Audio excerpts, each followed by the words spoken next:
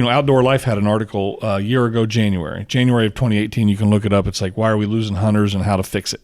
And they said that, like, I think it was 80% of licensed hunters are white, 70% are male.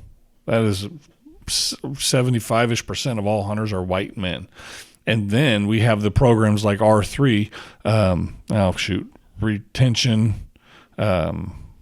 reintroducing. They just referenced in the Meat Eater article we were reading. Yeah, I can't remember what. That's on me. I should know that. But the R3 came where they invite kids of hunters to come to these programs, and then they're like, "Hey, we had 1,000 kids. Those kids were going to be in it anyway." Yeah, you feel good about yourself. You just spent money from federal grants or whatever, and now you feel good because you're doing your part. You're not doing your part, man. You got to reach out into the community, into urban areas where people are interested in sustainable food sources and all that kind of stuff, and then slowly say, hey, this is possible. If you'd like to see it, yeah, I can take you. And then take adults and people. We need new people in the sport, not people who are going to be there anyway. That is some low-hanging fruit, in my opinion. Yeah, agreed. And I think it's easier said than done, obviously.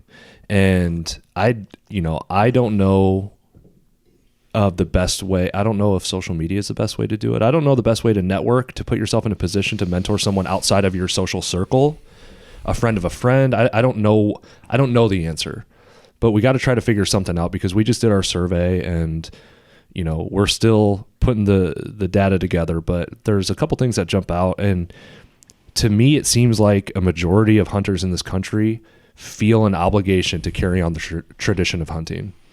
Your daughters don't hunt. Nope. Okay. They experienced it. They did it. It's not that they hated it. They might do it again. I don't know. But they're not, looking forward to opening day every year. Right. And that's just sometimes it's not about your, family. It's about other people who have an interest and don't have the resources. Like deer hunting for me is a perfect example. Would I have opportunities to deer hunt outside of, the connections I have in this office? Sure, probably. But the amount of effort I would have to go to like cultivate those relationships and, foster them and make sure it's like, yeah, but I'm on a lease with you. Mm-hmm. I don't have to be on that lease with you. You didn't have to ask me. Right. But you did. And you're in a position where you're mentoring a now 32-year-old guy on how to deer hunt. And I don't hunt like you. I hear everything you say, but I don't hunt exactly like you, because part of me wants to figure it out on some of it out on my own. But everything you tell me, I listen to and I try it. But I think that's part of mentorship too, is like you could just give someone the information you can give them, and what they do with it is just what they do with it.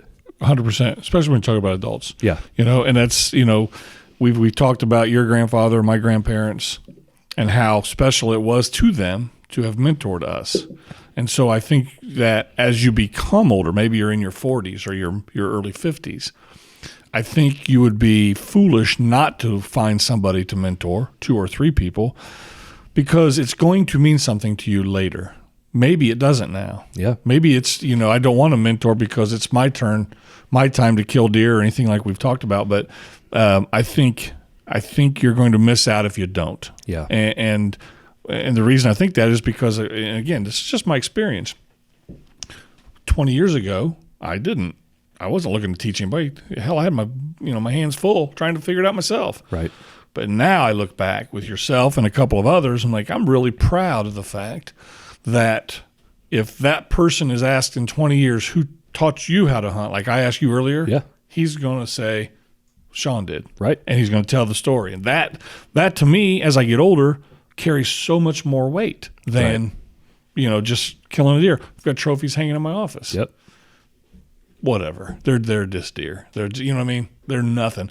And it's funny because if we watch outdoor TV, they always talk about the same thing. It's what's important is making memories with family and friends. And it's like, they're right. That's kind of to me, it's a bit of a trite, Yeah. It's easy to say that. Yeah. And it is easy to say it, but it's true. And it means something if you do it, if you can go out and actually make it happen. And it's going to mean the world to hunters. Somebody. Yeah. In general, as we go forward, So I agree. I just don't know. When we did our survey, a lot of the guys that did respond, that they felt an obligation to carry on the tradition. A lot of those guys said they've not mentored anybody in the last 3 years. So you feel an obligation for the future of hunting, but you're not doing anything basically to assure the future. Right. And look, I'm not sitting here trying to call anybody disingenuous or anything like that, but take an introspective look at yourself. Did you answer the question that you feel an obligation to carry on the tradition of hunting because it makes you feel better to answer that way? Or do you really believe that? Because if you really believe that, you can find ways. And like I just said, I don't know the best ways of doing it. And maybe that's where guys are getting stuck. Maybe they don't know the best ways of how to go about a mentorship program, but I know states have them. And I know you can contact your DNR offices and get set up with things like that. And that may not be the answer, but it's a step in the right direction for sure. It is. It's clear to us after we've reviewed some of the data that we've got a group of hunters that don't mentor or have not mentored. And maybe they just don't know how to find that person.